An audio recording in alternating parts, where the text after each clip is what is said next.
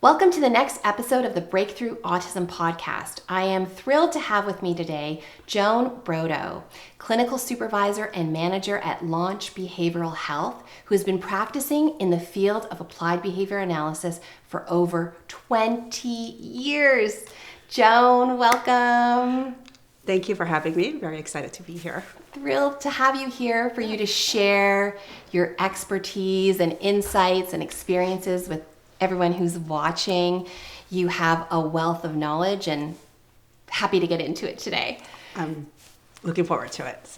Awesome. So, really like at a high level, because you and I share a lot of common bonds. And one of them is in terms of our excitement and passion for ABA, applied behavior analysis. And in particular, when it comes to kids and teens with autism, it's a lot of what we've both done a lot of work in over the years. And, we've had many conversations where we just get excited about all the wonderful impacts about what we do. So I'd love for you to share with people who are watching, what excites you about ABA? Why ABA? Oh gosh. Well, like you said, I've been in the field for more than 20 years now. And I think what excites me is that I do see the impact ABA has. And I think my background is not just with learners with autism, but also in education. So I think a big part of that is really seeing the effects of ABA like in classrooms, across diverse learners. I think seeing the progress is always exciting. I also think the field is always changing. The science is always changing. So it's always great to see like new research coming out or, just how the science is evolving, I would say. So. Absolutely. It's so dynamic. Yes. Never a dull moment is what I say, and the impact that it can make. Right. Absolutely. Right. And seeing it over 20 years, what is really interesting about your background is the fact that you've got the clinical lens, you have the educational lens, and a lot of people don't know that ABA can be applied within school and educational settings. Yeah. You yourself have had some schooling in the United States, Columbia graduate, right? Amazing. Yes. And interestingly with that was these applications within educational settings. So can you tell us a little bit more about that? Because, we do have a lot of people that, watch and see and have had experiences within clinical settings with ABA and autism, which is super important. Right. But we know it can go well beyond that. So what is it about ABA in schools? How does that work? What can we do to help kids in those settings? For sure. I can probably talk all day about this. Yes, but awesome. So basically it was part of my graduate studies. So I actually went to Teachers College, Columbia. And part of my practicum is we had to work in school. So I started as a teaching assistant, and then I actually taught classroom. So I taught grades 5 to 8, and then I taught second grade. So a lot of that is the science of teaching and science of learning and how we apply that to everything across the board, right? We taught reading, we taught like math, the way we might break down, teaching double-digit division or double-digit addition and anything like that. Even if, teaching science and geography, all of that, we still have to teach the content of the curriculum, but we use a lot of the ABA principles, whether it's through a lot of the strategies that we use. And it's not just for classroom management. It's also for like the actual teaching pieces, right? Presentation of learning trials. You're familiar with that clinically. Using sort of the science to figure out how to solve learning issues with some of our learners. So I also work with a lot of learners who English may be a second language. So then also kind of overcoming some of that and coming up with teaching strategies to make them successful. So amazing. Yeah, it's so amazing in the sense that I think about like there's the running theme with ABA, which is ABA is optimistic, right? Yes. We're very optimistic about each individual child's abilities, what they can do in life, and if we set up the environment in the right way. So again, my background is more on the clinical autism lens, But for people to hear and see the capabilities even within education, right? Yeah. That in fact you can use a lot of these strategies to set up the environment in a way for a child's success, that every learner can succeed. Yes, absolutely. And I think that was the main thing that my mentor and professor, Dr. Doug Greer, really taught us is, the student is always right. And I think I think that's just sort of our, I don't know, it's our underlying sort of core belief, I would say, that every child can learn, every student can learn. And I think as a teacher, it really helps us to see that, hey, what we do as a teacher really does have an impact and really does change our students' behavior, and, focusing not only what the student can or cannot do, but what can we do to help them learn more or learn better or achieve whatever goal we have for them. So for sure. And if you start with that fundamental philosophy, core belief, right? Like that the student is always right, the student is capable, then it's incumbent on us to try to figure out how. Yeah. Right? Like that's a really empowering, optimistic viewpoint that we can approach not only clinical questions, but also educational questions. I remember reading many years ago about a really famous study, Project Follow Through, that also looked at things from that lens through. There were some nuances that maybe the study could have been done a little bit better and differently. For sure. But just this notion that if we set up the educational environment in a better way, doesn't matter where the students' backgrounds are, socioeconomic class, whatever their histories are, that we can, they can learn. Yes. It sounds so basic. Yes. And for those that are watching, even within Ontario, but beyond, maybe depending on where people live, to hear that there are different communities, cities, jurisdictions that are actually doing this, like you did at Columbia. You're not only a board certified doctoral level behavior analyst extraordinaire, but also you're a certified teacher. Yes. In New York State? Yes. I mean, I'm no longer. It was like years ago, but I did have to go through New York State teaching certification so that I could teach. We learned not only about the science of ABA, but also we had to learn, like pedagogy and curriculum and New York State curriculum at that time. Yes. But what was really interesting was using what we know about ABA and how to break down curriculum into measurable outcomes and goals, and using the science to teach, basically. So cool. It's that intersection, right? Yes. Like there's so many different applications of ABA. One of the many things that excites me. For sure. We talked about it being dynamic, never a dull moment, the outcomes, but also that it can really be applied in so many different ways, including education, to help people live their best lives, right? Yep. This is an example of how you can take ABA, you can break down curriculum, you can, use the information that you need in terms of teaching and education and think about all that, and then intersect it with behavior analysis and, do really great things. Yes, and you guys were doing that through Columbia, which is super cool. Does that program still exist? It does. That's awesome. So if anybody's ever interested, I highly recommend. They do have a master's program and a PhD program. It's quite rigorous, but, it's really, I think, as you can tell, made a really huge impact in my own life and in my career. So. Absolutely. Yeah. And just come back here. If anybody's, going to go down from Ontario, just make sure you come back. Just like Joan did, which we're grateful for. Yeah. Because it is a challenge. Like education, individualizing education is a challenge, right? I mean, we hear about it, whether it's here in Canada or even across the world. Like how can we help kids reach their best outcomes, right? For sure. And you've shown that through your work and through your studies, and also all the people who have gone through Columbia and beyond, that it's very much possible. Absolutely. So it's a really interesting, exciting, consideration for people to say, well, and it's not just for the kids who are having a hard time in school. It's for any kid. Absolutely. But if there's families out there that they've got a child and they're having a hard time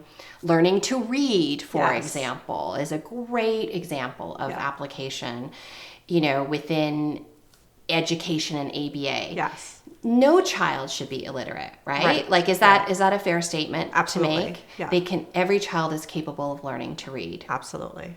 Yeah. What were some of the things within reading that you kind of learned that there may be parents watching or, clinicians watching, whether it's even, I know for us, for sure, we have kids on the spectrum that we treat and we're like, parents want them to learn how to read, but even beyond ASD, what would you say to a family that's struggling with that? Where would they start with that? Direct instruction is always a great start. There's commercially available sort of curriculum out there, like the 100 Easy Lessons. Love that one. Teach your child to read. I think there's also looking into where to start might be, it's very much individualized. Yes. But I would say like that direct instruction curriculum is always a good start. Looking into identifying, like we know that phonetically teaching sort of reading by teaching phonetic sounds is probably the best way to go. But I would also say there's other curriculum out there available that might be helpful for children who might have a hard time learning phonetically. And, things like Edmark reading is one that I find effective and can teach some children to at least start reading. Yeah, that's great. Yeah. Point being, that there are, like, in the curricula, the commercially available curricula can really help. Yes. In terms of starting point, finding a good quality one. Yeah. I also like the teaching kids to read in 100 Easy Lessons. Is a nice starting point. Yeah. But also to your point about individualization. Yes. For kids and supports and behavior analysts can help with that too. Absolutely. Right? Yeah. We can be here to say, okay, here's what the commercially available curricula is. There's some reasonable evidence behind how it breaks things down, the phonetics, all that stuff. And then here we are. We're going to help you. Yeah. Because kids might get stuck on certain lessons or, different pieces. I know as a parent myself, sometimes I don't know. What's that sound again? It's been a while, so can someone help me with this? So, but again, I think the underlying message, and reading is just one example of this, is the capability of all the kids, right? For sure. When it comes to reading, and it is a huge issue. Literacy is often talked about. You even see it like in mainstream media. What are we going to do? Point being is that through systematic methods and evidence-based procedures, no child should be illiterate. That's it. It shouldn't happen. And I think just to kind of bring your point there about some of the strategies of ABA, I'm not going to talk to specifics, but we know that a lot of repetition, a lot of practice, building skills into fluency, making sure they're fluent. I feel like those are sort of the top, 2 or 3 strategies that I would really focus on, and, making it a positive experience. So true. Good. There's fundamentals. Yes. Sometimes lately I've been talking about, it's like, think about the sports, right? Like you got to get the fundamentals in before you can start running the fancy plays. You know what I mean? Right. So there are fundamentals. And I think that's such an important message for people to hear that are listening. Yeah. Because in this day and age, go back to like social media and different things like that, where everything is truncated, short clips and all this stuff. Fine. It is what it is. But there is some core essence of learning that we can't get around. For sure. Like you said, the repetition, the opportunities for practice. That's right. It's a fundamental. Yeah. Yes, it's customized and, the specific strategies and all that stuff. Get yourself a BCBAD like Joan to help, or a BCBA. But that notion of like, we can't get around that. No. That's a key piece. Fluency is another key piece too. Reading, especially when it comes to reading. Absolutely. So you can't just like, take 5 minutes to read a word. It has to be done, back to back to back in succession in a paragraph or whatnot. So, how do we get a child up to that point? Yeah. all those key fundamentals. I also forgot to add, I think one of the first things too about reading is, especially for parents, is you want to try to make reading enjoyable. So there's actually research out there to show that if you actually find reading reinforcing or enjoyable, children learn to read faster. So even just starting to sort of condition or making the act of reading, they don't have to read words. It can be looking at pictures, looking at books, but even starting there is also key. So important. That's such a good take-home point. Because even, again, sometimes I draw my own experiences as a parent, right? And we want our kids to do the best they can do in life, and literacy, we know, especially in our field, we're like key to all of this, those core academics, even math, language, whatever, and we just want to make sure they get it and get it really good. But you can't negate, you can't understate the importance of making it fun. So important. Find things they enjoy, right? Absolutely. Like figure out their interests, follow their lead. And there's so many, sky's the limit there these days. So for sure. Yeah, absolutely. Sometimes we call that like pairing it with reinforcement, pairing it with the party. That's right. Before you get into anything else, super important. And associate it with their interests and whatever else they make it fun. For sure. Yeah. For sure. Yeah. Those are great tips. And so, we talked about reading being an example of application of ABA and sort of how to get from start to progression and skill development. You and I also both work in the clinical world. That's right. Of ABA and autism, and there's a lot of important work to be done and more to be done. Yes. We deal with families regularly that just get a diagnosis. We also have families who are, within their different journey of diagnoses for them and their child. I always look at it as a holistic thing. It's not just for the child. It impacts the family and the community. Yes. And so I get a lot of questions, and I'm sure you do too, experientially from families who are early on in their journey. And they want what's best for their child, and they're trying to navigate this world. So in terms of starting points for families, let's start with, families may get a recommendation of ABA from another provider. Okay. So they hear that their child has a diagnosis of autism, and somewhere within recommendations, if it's appropriate for their child, maybe that their child needs ABA. Right. Okay. Great. A lot of families I talk to, they don't even know what that means. And someone told me I should do this, right? So why ABA further? What would you say to these families that are early on in their journeys? Why ABA? Why are people telling me this? What is this all about? Well, I think I usually let families know it is effective. I think I also let families know,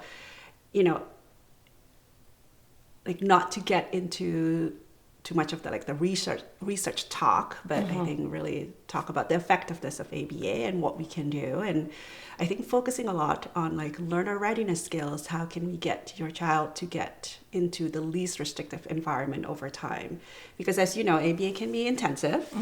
It can be higher number of hours, I would say, especially for early intervention pieces. But I think really, letting families know that what we do is really building those building blocks for them to hopefully then be successful in the school setting later on, or community settings, or socially and things like that. So I always focus on that when I speak with families about what ABA is, and I really focus on, we break down skills into small components. We focus on the strengths and the needs of the child, and we work closely with families to identify goals, right? What is it that's important to you as a family that, we can help with. I also say we don't work in silos. We always collaborate with other professionals, whether it's speech language pathologists, occupational therapists. There's different expertise that everybody can do, but I think for us, I can say confidently that yes, I will be able to teach, especially a lot of the learner readiness skills and beyond that. I think that would be my message to families, especially as they're starting. And I think, encouraging them to connect with other families is always important, that there is a community out there that can support, and yeah. Those are great tips.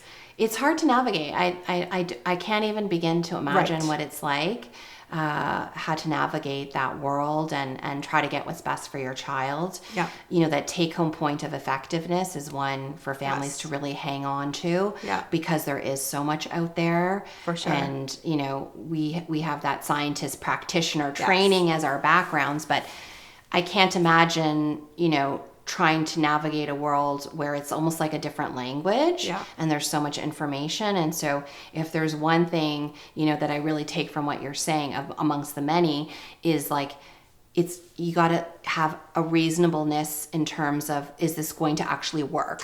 That's got to be a barometer here, right? And thankfully and amazingly, we know that about ABA. Yeah. So that there is, a large body of literature, and parents don't need to be expert in all that. That's our job. Right. But to understand that it leads to a lot of those, like you said, especially those learning readiness, the fundamentals that then can lead to learning in the natural environment and best outcomes and all that stuff. So that is really important for families to hold on to, because there is a lot out there. Absolutely. And I think I'm always honest with families. I cannot promise results in like a week. I can't promise results in, whatever months or years. But I think I always let them know I'm confident that we can teach your child to learn, and we can get them to learn. Right? Yes. So. I love that. It is so important for people to hear that too. So this is not, I wish it was a magical pill, a silver bullet, that kind of thing. And in fact, I don't know about you, but like, it's hard to predict actually what those rates of learning will be like, right? Right. So to present it and to come, it's important for qualities, and we'll talk about that too, qualities and what you should look for in a clinician and a provider. But just to have an honest conversation about expectations and outcomes. So for sure that your child can learn, right? This is amazing. And we're going to throw our best evidence at it. Yeah.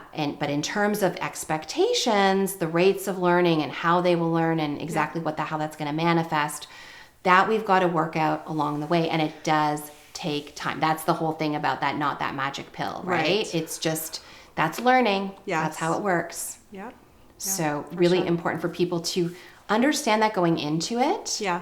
Because I do get, and it's just because people don't know. Right. I get questions from families like, occasionally, like, okay, so what is this, like a 6-week program or something? And in other respects that might be appropriate depending on what the skills are that we're building and working on with kids.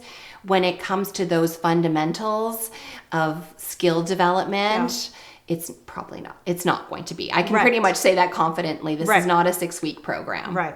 So we got to look at this as, sometimes I say, a marathon, not a sprint. Yes. I know you like running, so that's one of my running analogies.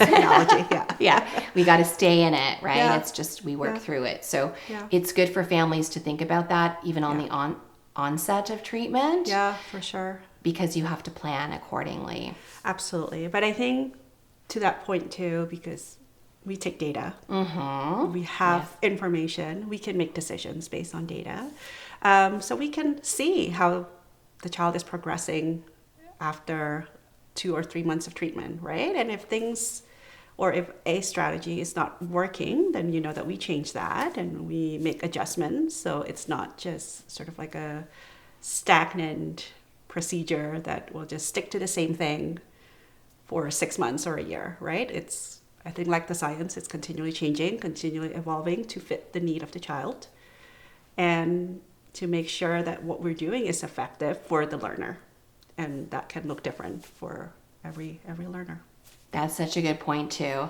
It's so systematic in what we do. So this is another thing. Again, if you're new to all of this, you wouldn't be able to know. How would you know? Right. But that how we outline the plan and monitor and support learning is very systematic through data. For sure. So that we can go back and we can show parents. It's a good thing for parents to know what to expect. Yes. Should be happening in any good quality ABA program. That there's reliance on data to make decisions. And that's where like the secret sauce comes in, I guess, so to say, because it's not like, okay, yes, we like to like read our articles, and that's a whole other, thing that we like to do, but we're not just doing it for the sake of like scientific inquiry or something like that. It's really for helping that child reach their best outcomes. It's absolutely necessary that we do it like that. And I joke secret sauce, but it's that really helps drive the learning. Without it, it's impossible for them to get where they need to go. Yeah. So really good pieces for parents to conceive the effectiveness, the data as well, that it takes time. Right. The other thing that you mentioned, I just want to highlight for people is the importance of collaboration with family and other professionals. For sure. So for families should expect that, right?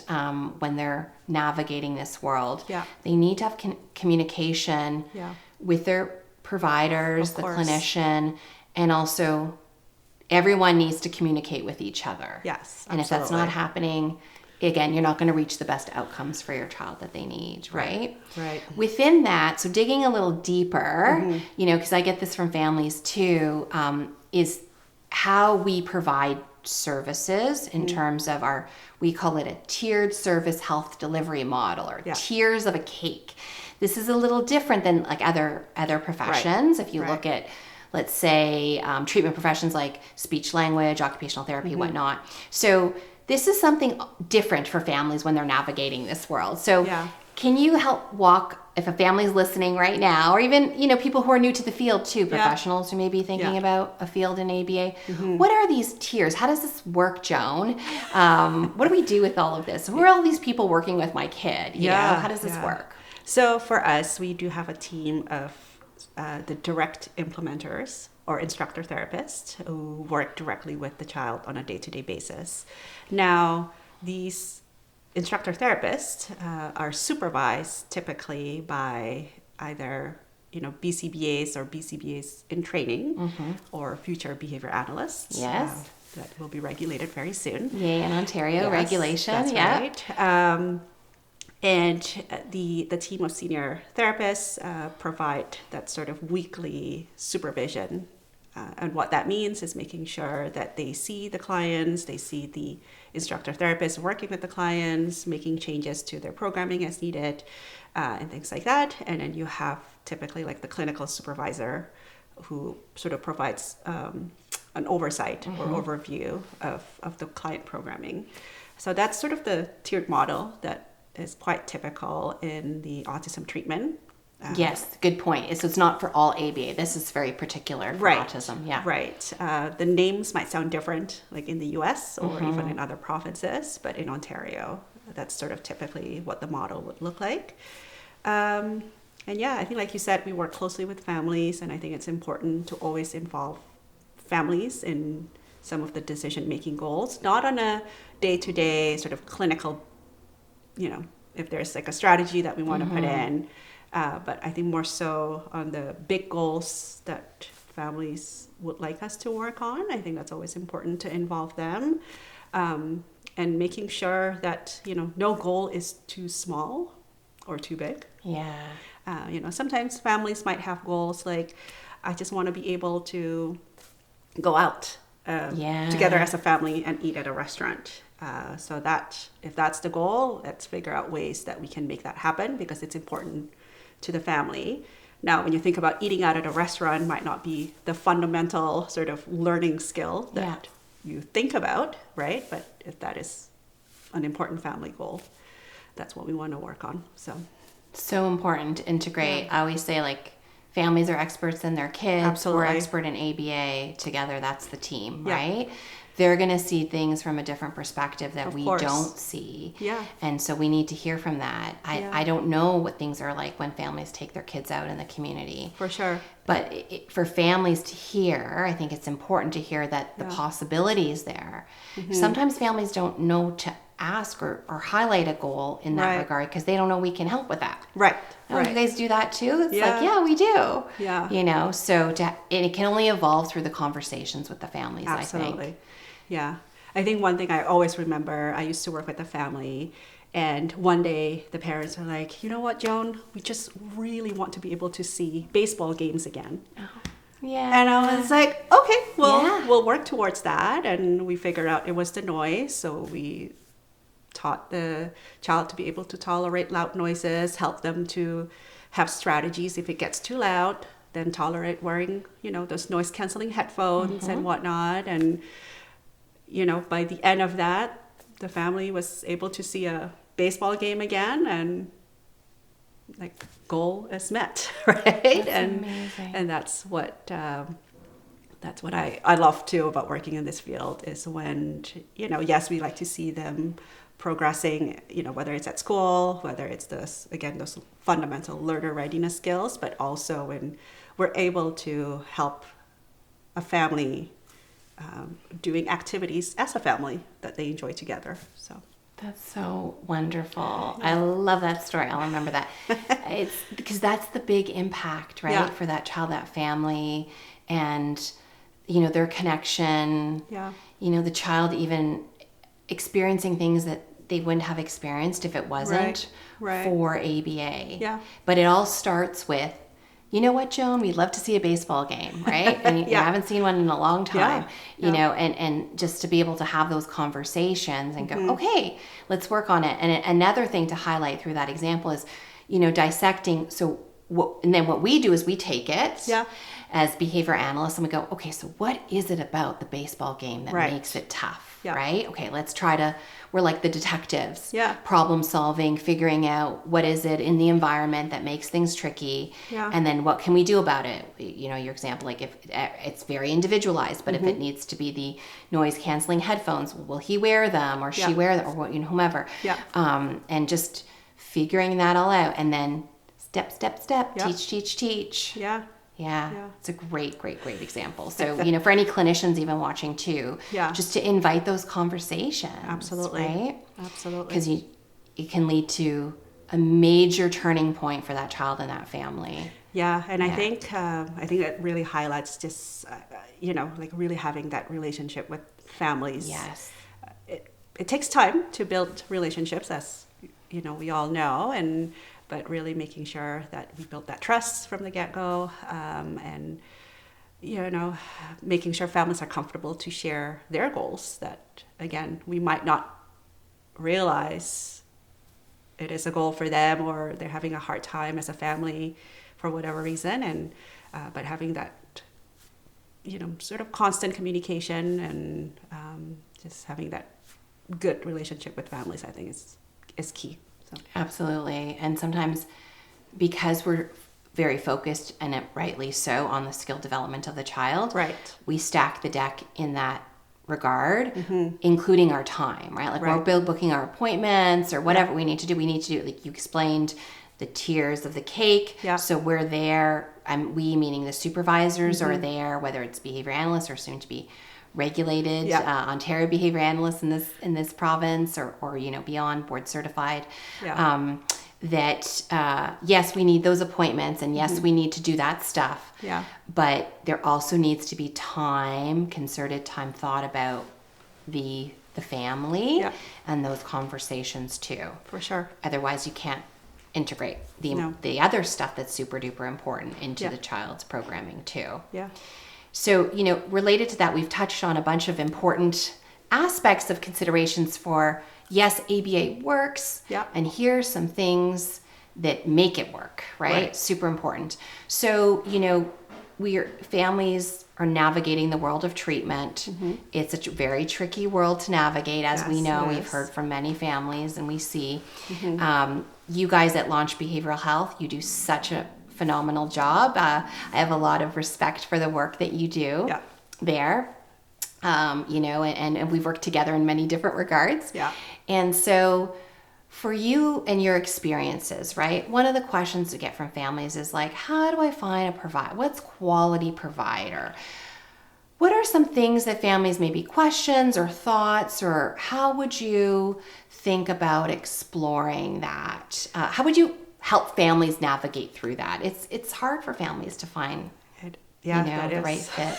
It's a good question. Yeah. What should they look for? Yeah, I think one, at least at minimum, is that education and experience. Mm-hmm. So for us right now, if you're looking for ABA providers specifically, looking for an individual who is a board certified behavior analyst, starting July 1st, 2024, for somebody who is registered as a behavior analyst with the College of Psychology and Behavior Analysis of Ontario. Yes, I think you're right. That was good.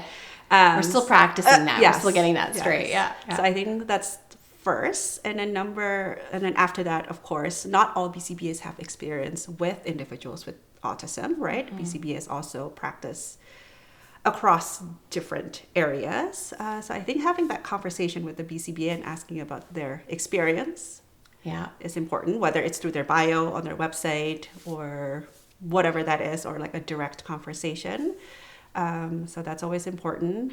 That's a good one. And just to stop you there, a secondary thought to that I always have is, for even myself, is I'm good at what I do, yes. right? And proficient in the practice areas that I do. And so for families that are trying to figure this all out, like a good sign is behavior analysts will be forthcoming in terms of what this is my jam, this is what I'm good at. Right. But there's also things that may be beyond the scope, right? And we will all be forthcoming in terms of, I can do this, this, and this, but I do, and I'm sure you do too, Joan. Yeah. I get requests sometimes that are beyond my scope of my expertise. Absolutely. And it's absolutely a good sign for someone to say, that's not me. Yeah.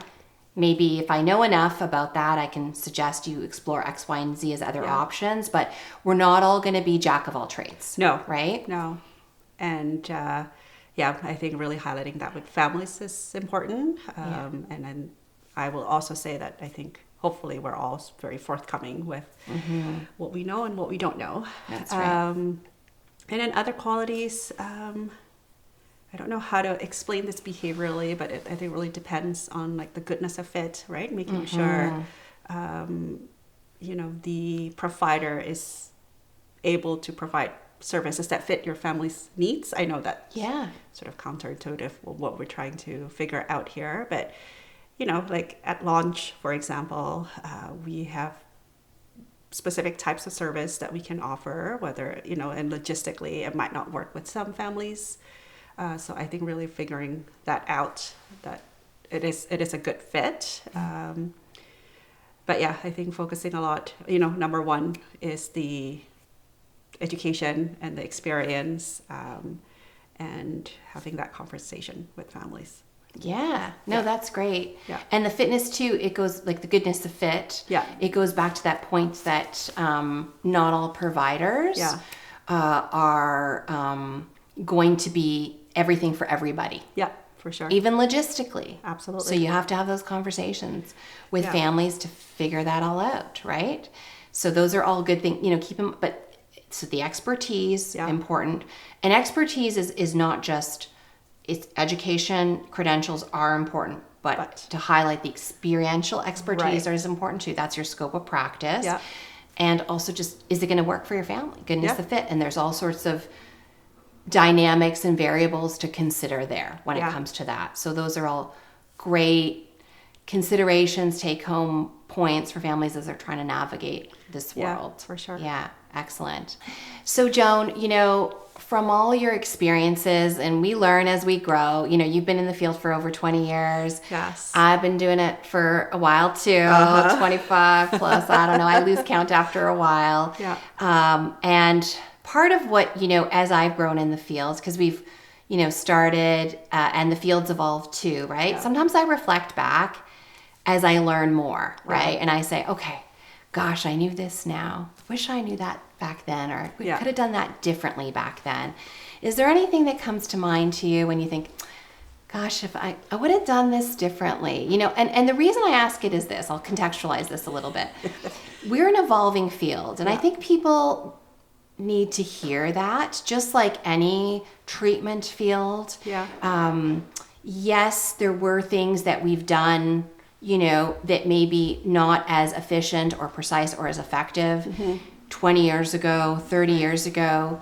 I like to contextualize that to say, within that context back then, when I was starting, one of the big things was even the fact of the demonstration that we could instrumentally change a child's developmental trajectory with autism. This was huge back then. Yeah. It still is to this day. It's still huge now. Yeah. But back then it was such a shift from the narrative of if your child has a diagnosis of autism, the outlook was not a good outlook. Right. Like, quite frankly, when I started in the field. It was getting better at that point, but it was still on the cusp.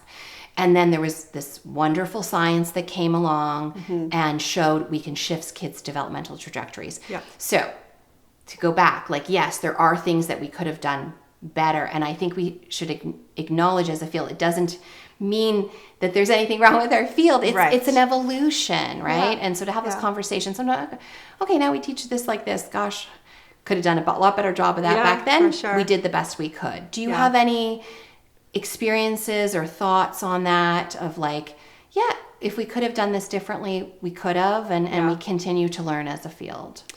Yeah, that's a good question. I don't know if I can pinpoint any specific experience. I think, like you said, though, they're definitely looking back when I first started in my role as used to be called behavior therapist. Right. There were things that, of course, at that time too, I didn't have the education nor the experience. Yeah. I think a lot of the ways to teach have evolved over time. I think focusing on, I think at that time a lot of that was focusing a lot on, say, table work. It's all, I think you probably have heard that even until today, when I say I'm a behavior analyst, I do ABA, some people still say, that's when you just sit at the table for 5 hours at a time. So I think that, following the child's lead, that has been a big shift, and not a big shift, but over time, I think really making it much more flexible than what it was before, and that ABA is not just at the table. ABA is not just the same repetition of questions. Yes, we do a lot of practice and repetition, but they do not have to be done in a way that's, again, I feel like the flexibility, that's what has changed for me anyways, and in terms of how, we program things or how we teach our kids. So that's a great example.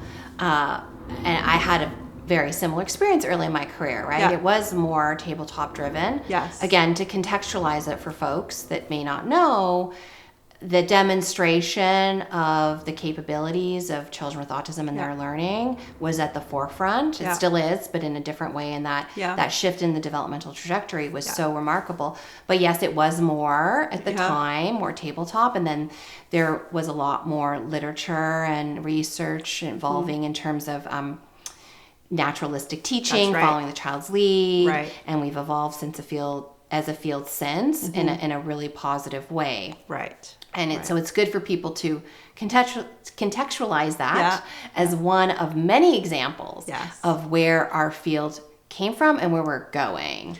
Yeah. There's and how it's just brought even better opportunities for kids for learning through it. For sure. And I think us as clinicians too, and as behavior analysts, as scientist practitioners, I like to call ourselves, I think we also need to be flexible by following what is available out. Science is always evolving, right? Making sure that, like you said, we stay on top of that, just not for the sake of, just not for the sake of reading journals and whatnot, but it's the application. It's the application that's important, and making sure that we also evolve as clinicians and keep changing if we know that science has shown, what we need to change and what we need to do. Absolutely. Yeah. Absolutely. It's incumbent on us, this whole notion of, within our code of ethics, of staying up to date with the literature. Right. It relates to this example, for example. It's just because we have to understand as science does, it evolves. Yeah. And so in order to give the best options for treatment for the clients that we serve, we need to stay on top of it. That's right. It's not just for the sake of reading, as much as we enjoy that too. Yes, we do. And that can be really stimulating intellectually. Yes. It's also to help the kids. And as a side point to what we talked about earlier, for families, as a secondary point is that, but also important is, it's the ability for the clinicians to evolve based on what the evidence shows too is important for families to think about too. Yeah. And for us, it's important as clinicians because we want to give the best services possible for the kids. Absolutely. And so in this same vein of this conversation, we understand, because we've witnessed it ourselves, Joan, the evolution of our field in such a positive way for the clients that we serve. Mm-hmm. And as with that evolution, sometimes there are myths that kind of stick around and people have misunderstandings about ABA. Mm-hmm. And I hear stuff out there and I'm like, oh man, that's like, no, that's not really true. Yeah. I wish you understood it better. And the reason why I wish they understood it better is it means that kids and families can access the best quality treatment. When we have these myths linger, then it just does a disservice to the community. Yeah. Anything that sticks out in your mind in terms of like, gosh, I wish people knew this about ABA or myths, or like, nah, that's not really true. It's really this. I think what I hear a lot, especially from families who are starting sort of new to this journey, they've asked, we've heard that we don't want to change our child. We don't want to change who they are. And I always tell families, we don't want to do that. What we want to do is give them the skills and tools to be as successful as possible and to learn from their environment, right? And we're not about to like change children's or individuals' personalities, but it's all about, again, giving them the skills to be as successful as they can be, whether it's at school, whether it's at the park, whether it's swim class, whatever that is. And we want to be able to make sure that we teach our learners to be successful. So. Excellent. I love that. It is so true. We're not here to change. Nope. I conceive it as like empower. We're empowering your child. Yeah. They can live their best life. And all the examples, swim class, school, real world stuff. Yeah. That's what we do. Yeah. Without the skills that we're helping them with, for some kids, not all, but for some, the ones that we treat who need it, it's going to be really tough to live their best life. For sure. And so that is a big myth. People hear it out there. We're not here to change. We're here to empower. That's what ABA does. That's right. So last question for you. You've been practicing for 20 years plus. We've talked about all things wonderful ABA, from school and educational settings to clinical applications. Yeah. What do you want the world to know about ABA? What should people know? What's an important thing for people to keep in mind about our field? It is effective. It is also, I would say, it is positive, or we can make it as positive as possible, right? And I think keeping that in mind, I truly believe the effectiveness of it, and the applications of ABA is not just in the clinical setting, but in everything that we do. I think it's very much embedded in my own personal life. So it's effective. The sky is the limit. That's right. It can help in so many ways. I love that. Thank you, Joan. Thank you. For those that are watching, we're wrapping up part 1. This is our clinical segment, but stay tuned for part 2. We're going to talk about capacity building and how to train the next generation of supervisors and help ABA grow and help as many communities, kids, families, and beyond as possible. So stay tuned for that. Thank you, Nancy. Joan.